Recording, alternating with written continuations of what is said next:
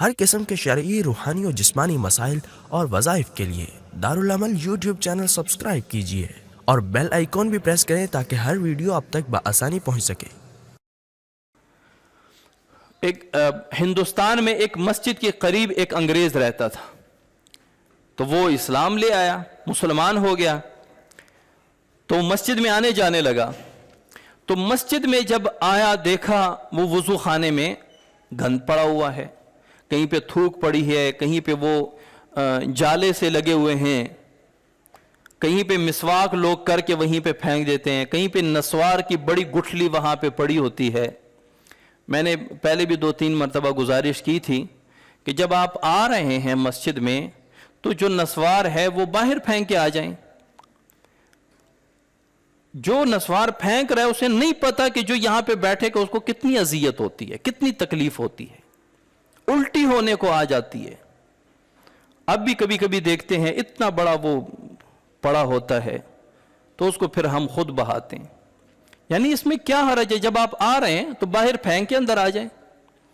تو اس انگریز نے دیکھا کہ وہ کیا ہے، وضو خانہ گندا پڑا ہوا ہے، تو اس نے کیا کیا، وہ وضو خانہ صاف کرنا شروع کر دیا۔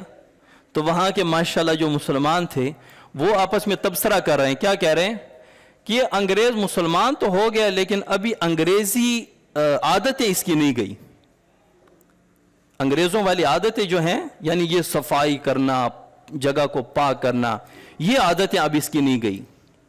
یعنی وہ سمجھ رہے تھے کہ یہ جگہ کو صاف کرنا، وضو خانے کو صاف کرنا یہ انگریزوں کی عادت ہے، ہم مسلمان ہیں۔ ہمارے والد صاحب فرماتے ہیں کہ یہاں پہ کوئی خان صاحب تھے تو ان کے ساتھ کہیں دفتر میں بیٹھے ہوئے تھے۔ اب دفتر سارا نیچے ٹائلیں لگی ہوئی ہیں، کرسی پہ بیٹھے ہوئے تھے تو اس نے نسوار کیا ہوا تھا اور نسوار وہیں فرش پہ تھوک دیا۔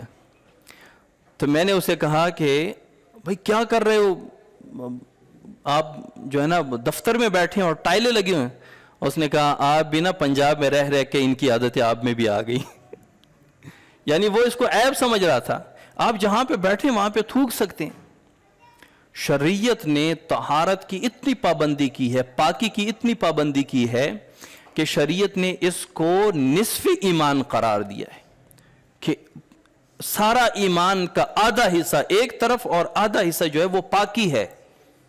اب پاکی میں اپنے آپ کو پاک کرنا، جسم کو پاک کرنا، کپڑوں کو پاک کرنا، منہ کو پاک رکھنا، بالوں کو پاک رکھنا، جو چیزیں آپ کے بدن کے ساتھ لوازمات ہیں، پگڑی، ٹوپی، رومال، واسکٹ، جرابیں، جوتے، ان کو پاک رکھنا، یہ شطر الایمان، ایمان کا حصہ ہے۔ اور دوسری حدیث میں نصف الایمان، آدھا ایمان ہے۔ تو یہ جو ایسے ہی میلے کچیلے کپڑوں میں پھرتے ہیں اور کہتے ہیں کہ جی بس ہم سادہ زندگی گزارتے ہیں، یہ سادگی نہیں ہے، بے وقوفی ہے۔